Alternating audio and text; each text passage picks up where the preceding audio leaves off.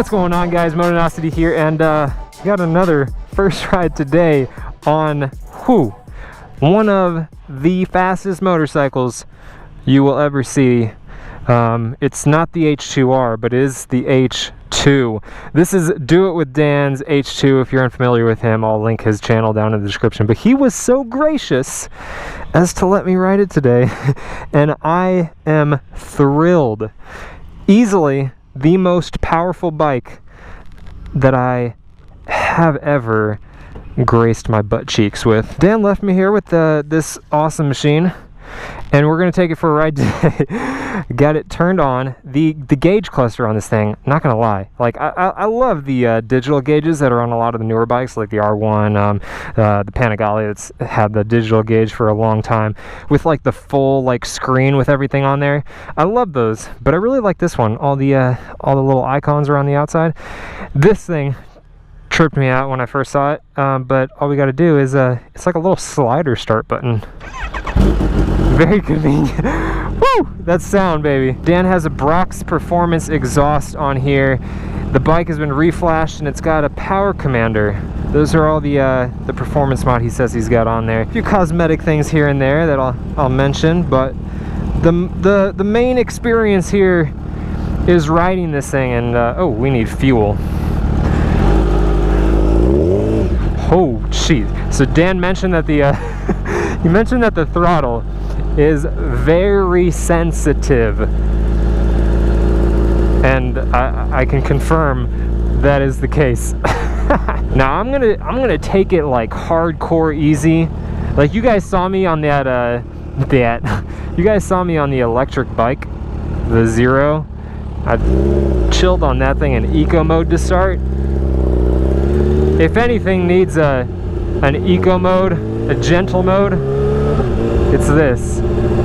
It's got a mode button, but I'm not gonna mess with it. Maybe when we stop. The sound is very unique. It's like it's got like that quick whine that you get out of a 600. I guess I'm so used to riding my R1 back when I had that, and the Toast exhaust on that thing is just very it's very throaty. Like it sounds like a miniature V8. Like if you just took the sound of a V8 and shrunk it. It's kind of like that. It's like a Meteor 600 with like a little bit of Ducati thrown in. I don't know. It's an interesting sound. I really like it. Now there's a lot of curvy roads out here, but that's not where this thing shines.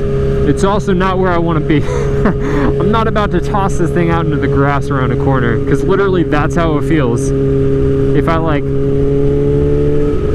ever so slightly turn the throttle, it's just like, oh yep, here we go. So if you're unfamiliar with the H2, this is Kawasaki's basically like not bread and butter, but this is their halo bike. And when I first got into motorcycles, like obviously the Hayabusa was like the bike for races.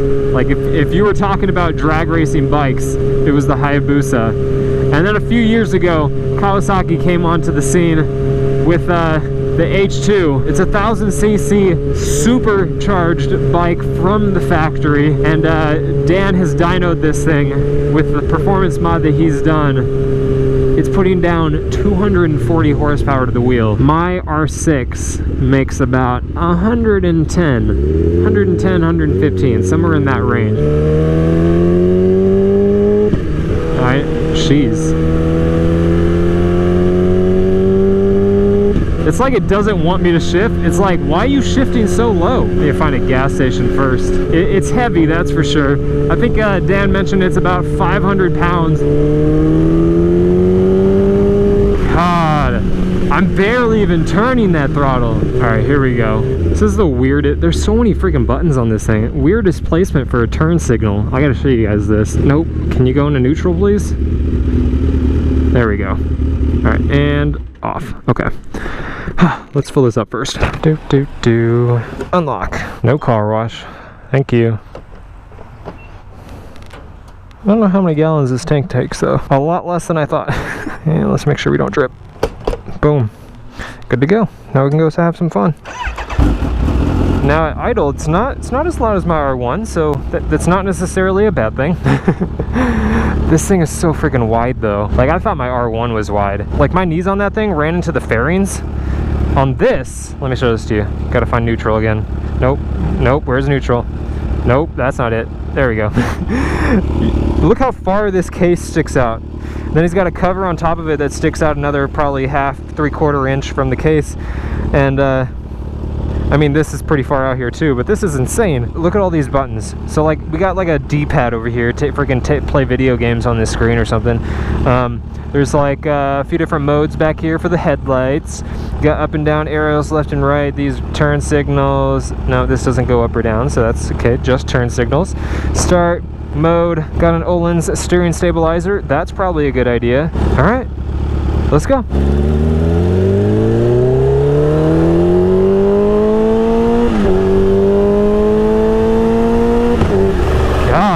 Jeez. I know I've mentioned it to a lot of people before, but I don't know if I've actually said it in a video.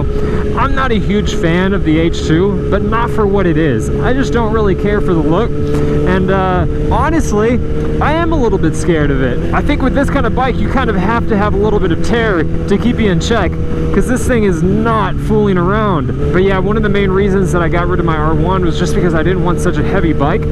So the H2 kind of doesn't really fit in. It feels incredibly smooth though. It's certainly not like, it doesn't lean in like super quick, but the transitions are incredibly smooth. And you freaking speed on this thing without even trying. But yeah, other than the whole size and tear thing, I'm just not a huge fan of how it looks. And that's just personal preference. Like, I know a lot of people love this thing. It's got a super futuristic look, but I think I'm just not a fan of like the kind of chrome paint scheme that it has. It's certainly unique. Not a lot of bikes have that. I don't know, maybe if we had a white and red one.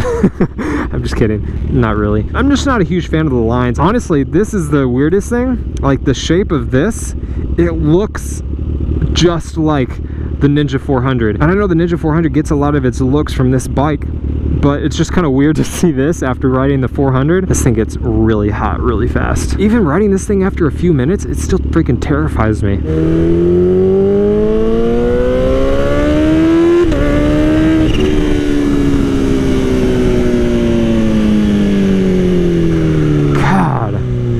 I pulled over really quick because there was definitely a cop right there. I'm not about to get pulled over on Dan's bike. He says this thing will come up in 4th gear. I think that's about the only place where I could tolerate trying. Jeez, yeah, you hear the whistle? Oh my god, that sound is awesome. I can't emphasize this enough. I'm like, ah. Now he said the throttle had a super short turn, so maybe I'm going more than I think I am, but it just doesn't feel like I'm turning that throttle very much, and the thing just freaking shoots out.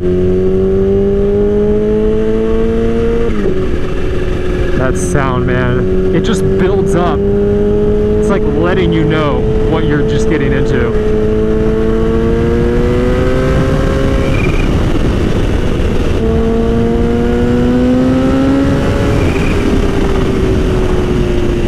I gotta work my way up to this. Baby steps.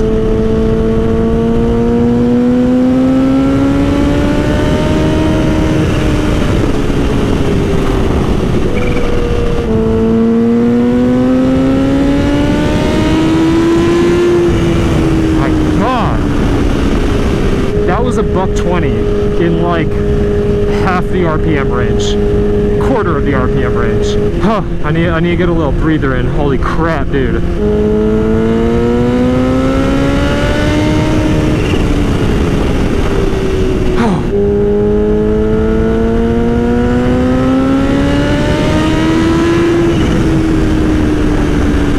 I don't think that I would own an H2, but good lord do I respect this thing as a machine. Kawasaki, what you have done with this bike is unfreaking real. It's so long, like it should be. He said he's got it lowered about a 3/4 inch on the forks, and then he's got a lowering piece in the rear as well. Oh man, Jeez. I need to freaking like meditate between each run.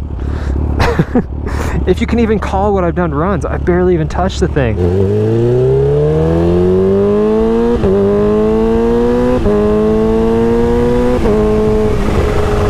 That quick shifter is real solid. It's real notchy. Like if you get a short shifter in a car, like that's how it feels.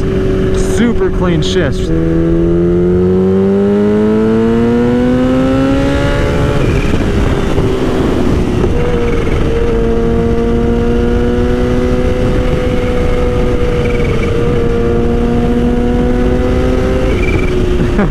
I can't get enough of that whistle.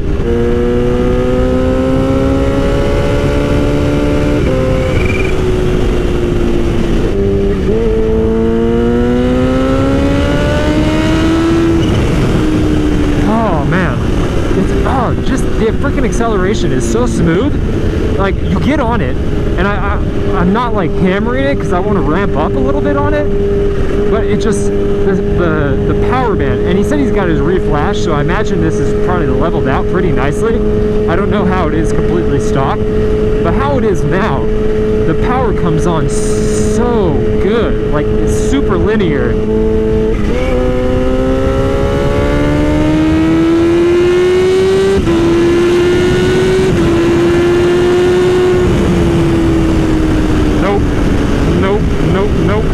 Nope. Oh my god. Oh, let's chill in 6th gear for a little while. Oh man. Again, if you're not subscribed to Dan, go check him out. Do it with Dan. I'll link his channel down in the description, and it'll pop up at the end of this video as well. But huge thanks to him for letting me borrow this thing and coding around a little bit. I've been wanting to ride this thing since it was announced, just to experience it.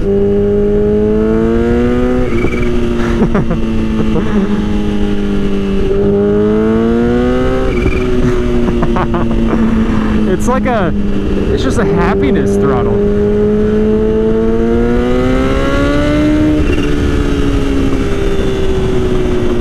You just turn it, it makes you happy. Maybe if I just like don't look at it, just buy the bike but just never look at it, just only ride it.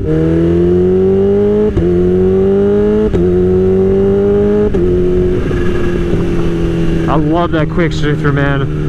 That is easily the best quick shifter that I've felt. Just from a feel standpoint. I don't know if it's the fastest, but it just feels really nice. The Panigale 1299 Anniversario that I rode, that one had a really nice quick shifter feel as well. It was a lot smoother. It didn't have as much of a notchy feel, but I think I preferred this. Oh man, that's nice. I just like pushed my butt back into like the little side bolstering that it has on the rear.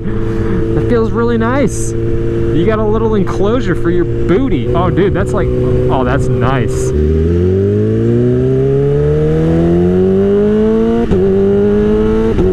If there's any bike that you guys would like to see me ride, go ahead and leave a comment. I really enjoy making these, and I know you guys really enjoy watching them, so I hope you enjoyed the video. Go check out Do It With Dan. I'll link his channel down in the description. If you guys want to get any of my merch, you can get it at motonasi.com/shop. I got shirts, stickers, key tags, wristbands. It's all there. Link down at the top of the description. You guys have been awesome. I've been Motonosity. This has been the first ride on the Kawasaki Ninja H2. Remember, life's right with horsepower. Keep life lived. And I will see you guys in the next one.